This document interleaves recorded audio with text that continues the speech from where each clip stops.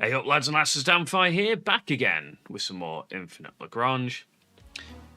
Unfortunately, didn't get much more testing done in the pilot server, and then they changed a lot of stuff anyway that I would have been testing, so unfortunately I don't have much more in the way of videos I could do on that. I did get some testing done, the light cone AA, the base light cone now, where it gives row Y to everything in the mid, is actually really quite strong. But I need to do a lot of testing for that one because I need to work out which ships to pair in the mid row with it to, warrant using that strategy.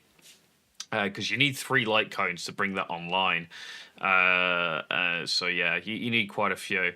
That being said, in itself is actually quite good at AA by itself now, thanks to that. So we got that going for it. But yeah, so a lot of the changes that I did manage to test, I wrote to them and said, like, these are just not quite right. And I suggested some stuff. They've listened to a few things. They've ignored a lot of others. I believe other people have also done the same. But yeah, so the patch is landing. It's the 26th of the 6th. I'm recording this a couple of days late. Personal reasons, unfortunately, has made it a bit more difficult to record than usual currently. But otherwise, let's have a quick look, and I'm going to TLDR these notes a little bit for you. So we got the occupation control gameplay update. So all the systems now have this access to. That is where, if you go back into one of my videos, I think the second one from the second one I did before the last one. Yeah, was a control gameplay one, where you can take over and temporarily control all sorts of different functions of trading posts and pirate bases and even asteroids themselves and all sorts of funky little things you can do. Which, it's a nice little layer to the gameplay. I don't know how really usable it is. To me, it seemed a little bit gimmicky. But at the same time, it was also kind of useful because certain things that you got were like better. But like for an example, with the sailing range one, you can dock to it and get 500 sailing range, or you can occupy it and get 50, which just kind of you're not ever going to use that. Obviously, in other ones where you're getting increases of speed ups and that kind of stuff is actually really quite useful. So there is two ways to go about it. Obviously, I think things like the PvE server might actually benefit from this kind of game effect more so. We'll have to jump in one at some point because a lot of that is like controlling these bases and stuff. You get your resources. If there's a way to occupy so you can gather resources a little bit earlier, especially for the newer players who might struggle to take out those bases because they hit hard. Those pirates in that system hit really hard. So yeah, for maybe if you could just occupy it, might be easier, and that'll allow newer players to be able to go in there. Because honestly, I wouldn't recommend server 1-2 players going into that PvE server whatsoever. In my opinion, because the pirates really do they suck. I mean, they're taking out some of my maxed out gold fleets. So there it is. You got new expanse command more. You more to the target expands to execute the more command. After completing the command, explorers can enter the corresponding more tactical view via the fleet's work view button. Use services the more target offers. So you can do this on planets and all sorts. This wasn't in. I don't believe this was in, or they've renamed it to more. One of the two. I can't ever tell because this could just be the control gameplay, and they've renamed it from I think it was docking before, which is awkward because you had dock to dock your outpost to it, docking to dock your fleet to it. Maybe this is just them renaming it to more. I think occupy would have been better, or something of that sort of. Something that has complete different connotations. Mooring and docking is the same thing. Albeit, they don't speak English, do they? We can't can't expect them to understand the English language so well. So, Liaison Command Center renamed to the Fleet Communication Center, moved from Zone 2, Central Line District to Zone 3, Central District. The more command will be unlocked at Fleet Communication Center Level 1. So that's how you unlock it, which is cool. So you don't have to, you don't get the Liaison Command Center basically now. It's been replaced. Operation Occupation Rules and Benefits. The following new benefits will be added after a space station is sieged and occupied. Members of your community may use the space station to perform mine transfer and other commands without using up their own operations. It's really quite cool. So if you are descending stations and stuff like that in cities, you can just use the city's operation, which is fantastic. You don't have to waste any more operations because they do get quite... I feel like they're a little bit stingy on occupation sometimes, especially early game, definitely. Later game, not quite so much, but even then, when you have multiple fleets out and you're like forced to like fight a guerrilla warfare style, you just want all those operations you can get. Because I've had it where I've had 10 operations with 10 different small fleets out, just hitting little tiny outposts all over the place constantly. It is... it's difficult to do when you're like tied down with how many operations you can have at the time and that sort of stuff. Galactic factions and privateer outposts are no longer destroyed by default when occupied, and members of your community may use the outpost construction operation to perform mine transfer and other commands without using up their own operations. Same thing there. It's cool. So the X8, that's the small utility ship, the Noma M470 and the Nubium. All three of those get the control system. The heavy control operation system on the Noma is the best one from testing. It gave me the fastest cap times over the Nubium, and the X8 is your, if you don't have the Noma or Nubium, like X8 bottom, Noma right at the top, and your Nubium just below the Noma. It's only slightly worse than the Noma, but I found the Noma's little bit quicker to cap up. So there you go. Something I managed to actually test, and those stats haven't changed, which is quite nice. We got the new operational control gameplay.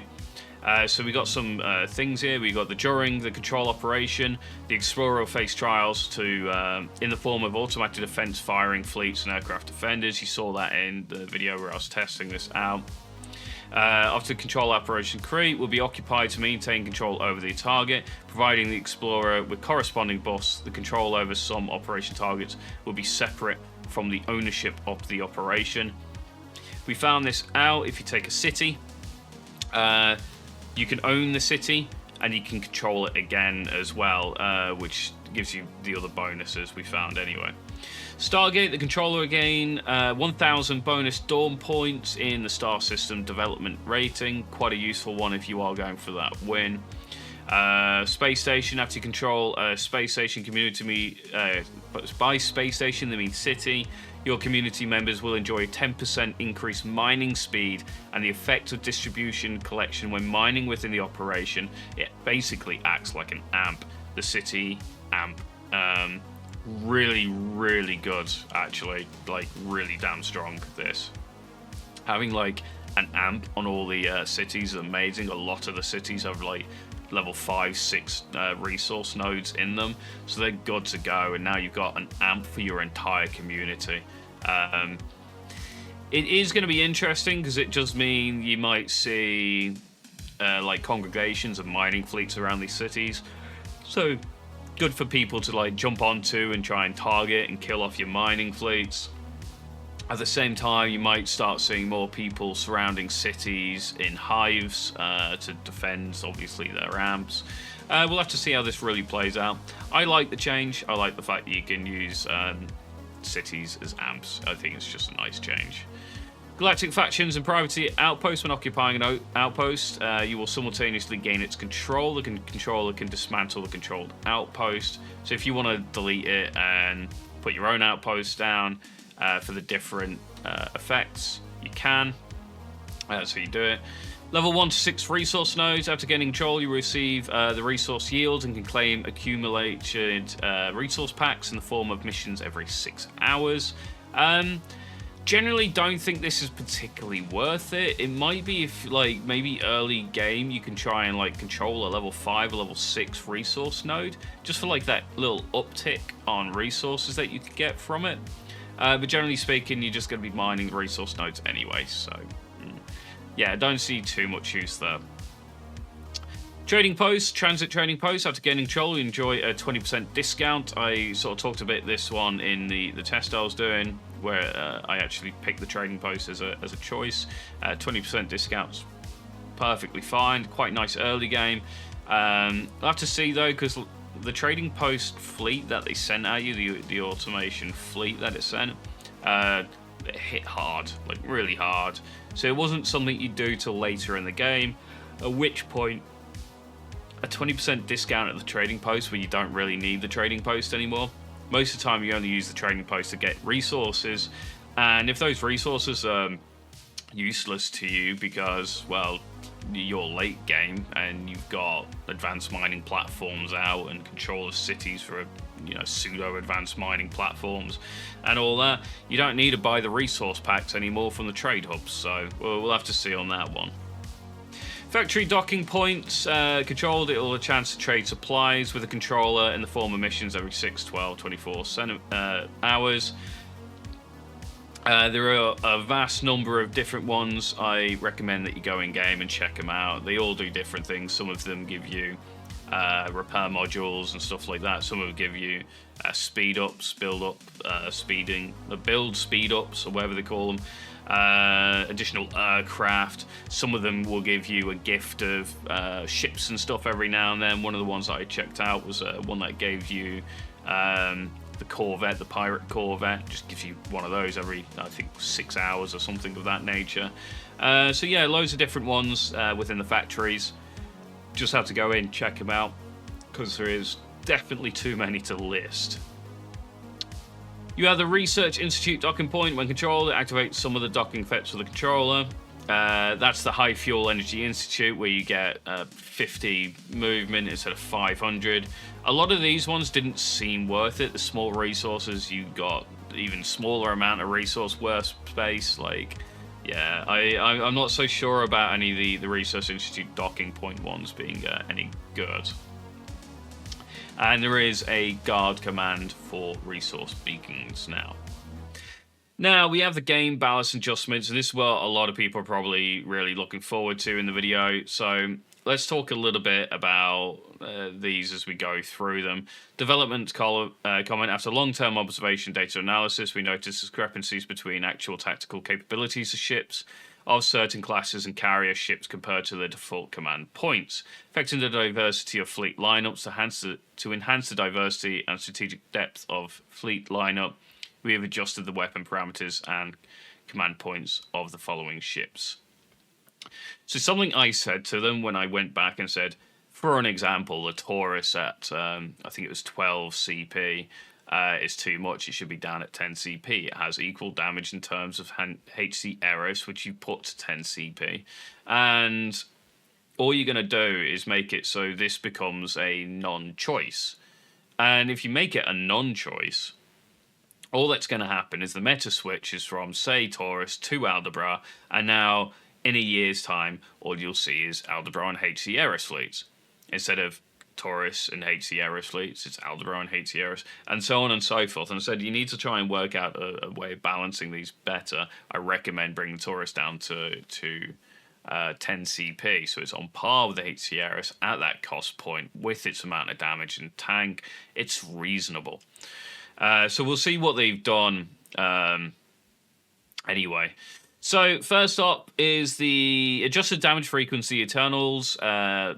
Eternal Storm's main weapon system. That's the base weapon system. Iron Cannon from 5 to 4. It's an actually not too bad if I remember rightly. In decreasing the damage frequency, I think works in its favor on this because I think it increases the fire rate. I'd have to see it in game, to be honest, which I do have. So we can check that out. We got rounds per cycle of the AIM 850T Plasma Caster Eternal Storm Attack Battle Cruiser to 1.6 from 1.4. Actually, I was wrong on the Eternal Storm first one. It's 2.5 from 4, so it's an increased damage frequency, so it's an increased amount of damage that it can dish out within the time frame. So the Eternal Storm's actually got a really nice buff on its base, and originally it was just the Plasma Caster that got any love within the pilot server, so it's nice for them to go back, because I did say the Iron Cannon probably needed some kind of buff if you're going to buff the Plasma Caster. You also adjust the duration of the Plasma Caster from 12 seconds to 12 seconds from 18 seconds, and the rounds per cycle from 1.4 to from 1.3. Again, another really nice buff for it. The Callistos, we saw these as well. It got an increased firing rate from 24 seconds to from 32 seconds, and a reduced duration on its weapon. That's on all 3 types. I think I didn't cover the B type because I didn't think they changed it, but they had changed the B type as well. Interestingly, though, even with the change to the B type, the IO was still the higher damage dealer, which was interesting. The Vigan Dual Fire and Cannon IO, it's gone from a 10 seconds to 10 seconds from 12 seconds, and the damage frequency was increased from 6. From 4, which is quite a big increase. That's a 50% increase to its damage output straight off that, let alone the cooldown from 10 to 10 from 12 is quite something as well. So that's why it's got such insane damage. And it is probably it is the highest damaging ship in the game at the moment. That and the Connemara Chaos for the same reasons, pretty much. The Rapid Fire IO, this is the B type, also got a nice buff. And again, this is the damage frequency to 5 from 2 times. Actually makes it very, very, very scary, even against bigger ships. The thing about the high speed, the Type B, previously was low hit rate, so it needed buffed up a little bit, the hit rate. That didn't get buffed up currently, but it got some other buffs other places. And now that its damage frequency is 5, it's actually got the capability of damaging things like cruisers and stuff quite well. So I think you're going to see a lot of Type Bs around, especially if we see Heavy Cannon Eris still around, Aldebras out as well, because that has some massive buffs against Destroyer. That being said, I think you're only going to see Destroyers in the early mid-game, and you're going to see Cruiser and up fleets late game, is my prediction at the current moment. It's going to go Cruiser heavy late game. The Siege also got a nice damaging frequency increase to 8 from 5. Again, really big increase for it. I don't even think the Siege Ion needed it. It could kill an amp. A fleet of 8 of them can kill an amp in under a minute. Now they can absolutely decimate an amp in probably like 40 seconds. It's something I didn't get to test.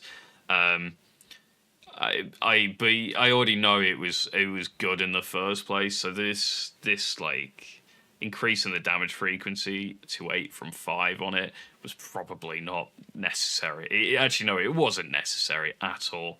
Your amps are going to get absolutely smashed around. But I guess now, thankfully, you can have city amps, so there is that. The anti-ship missile array on the light cone, all variants got a slight buff. It went from a 24 seconds to 20 seconds cooldown, increases rounds as well from 1x8 to 1x12, and duration was increased slightly as well to compensate from 12 seconds from 8. It was a nice change. The came out in a dual cannon of the Jaeger, the heavy cannon cruiser, went to 8 seconds from 14 seconds. I actually told them this wasn't enough to actually make this even worth running. I believe that's still exactly the case. It needed more than just a cooldown buff, I feel, because it generally has about the same damage output as HC Eris, but it's twice the cost.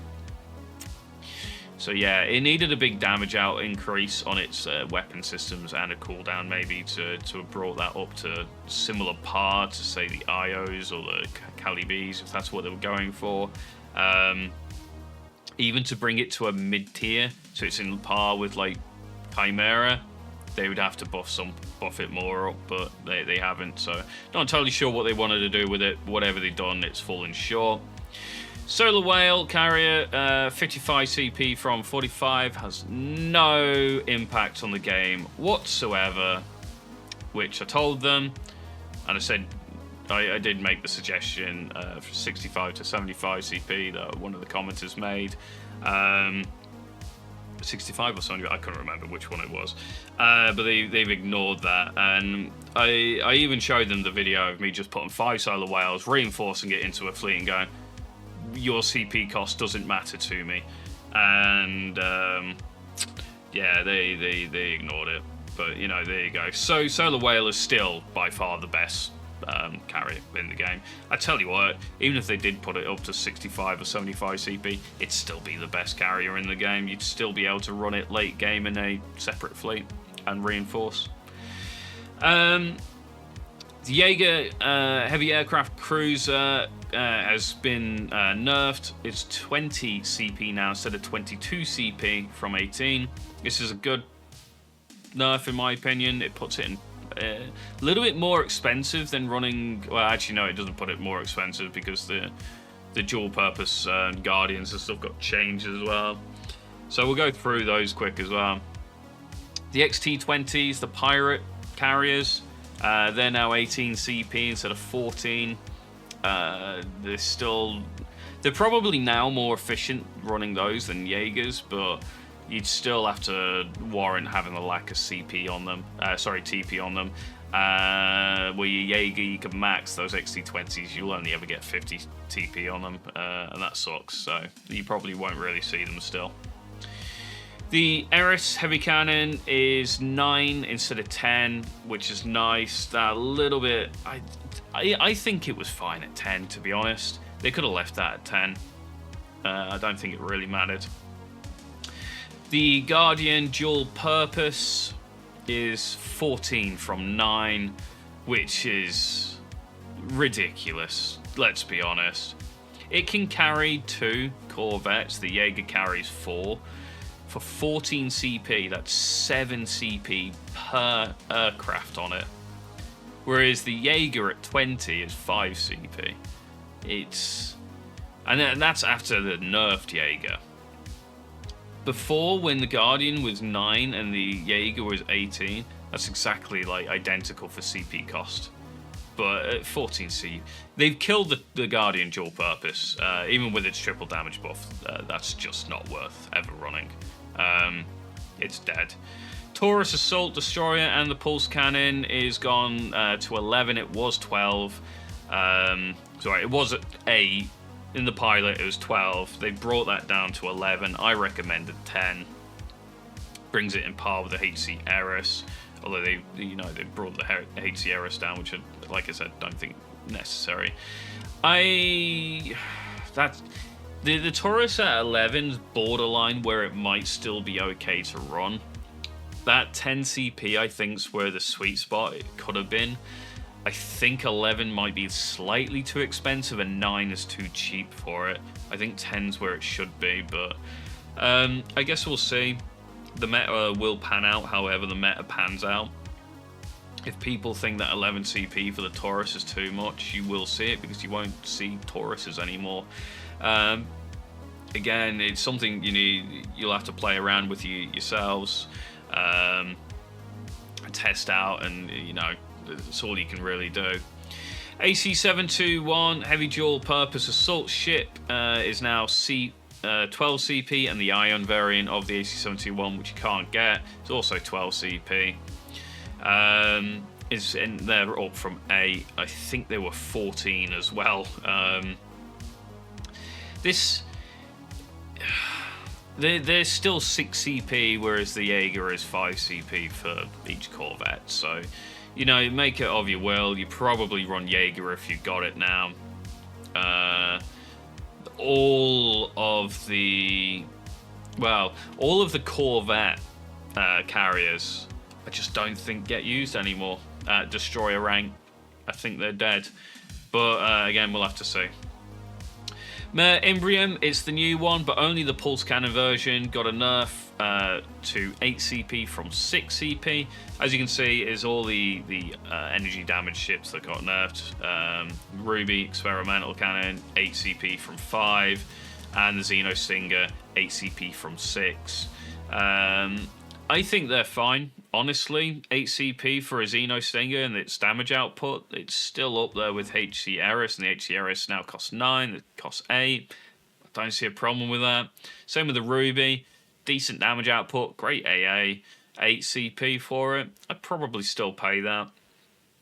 It is going to make fleets a little bit different. You're going to see smaller amount of ships and fleets early mid-game. And I think you will see a transition to cruiser-heavy fleets late game, which we never really saw before, with the exception of some good heavy fleets earlier on, and then changes happened and they got nerfed and stopped seeing them.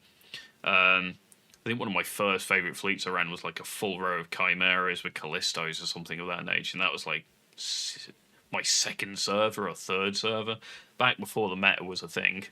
So yeah, a lot of changes. Let me know what you guys think down in the comments. I mean, it's a lot to talk about. I don't agree with some of them. Like Solar Whale nerf just doesn't make any sense. It literally doesn't do anything to it. Okay, it's takes a bit more of your max fleet CP cap, but you can run like 4 fleets with sub fleets. You can run like 6, 7 fleets. Your CP cap doesn't matter. It's irrelevant, and it's irrelevant because at 55 CP it fits into a 400 CP fleet for a reinforced with no issue whatsoever. I don't know. Taurus I think still too high. AC721 and Guardian dual purpose they just killed off. Xenos and Rubies, I think, are fine. Yeah, and I mean, it's some of them I think they're good and they've nailed them. Some of them I just think no, no. We also have enhancement adjustments for certain ships. Adjusted the strategy enhancement of the anti-aircraft range enhancement, the Mer Tranquility, Mer-T, Interceptor Frigate, Eternal Polaris projection launching system from expanding the weapon. It does sound like a company's name, some of these weapons, doesn't it? Like, they just give it the most obscure, long name in the entire world, and they probably speak in acronyms. I could just imagine it now. Antonius meetings where they just speak in acronyms of the weapon systems that they've created. Anyway, from expanding the weapons anti-aircraft range to same row ships to expanding the anti-aircraft range ships to in the adjacent rows. In theory now, it should hit front rows. I think it's a back row ship by default, or is it mid row ship by default? It should basically help the other 2 rows wherever you put it. In theory, I haven't been able to test that one. I don't think that was actually in game in the pilot server. I could be wrong.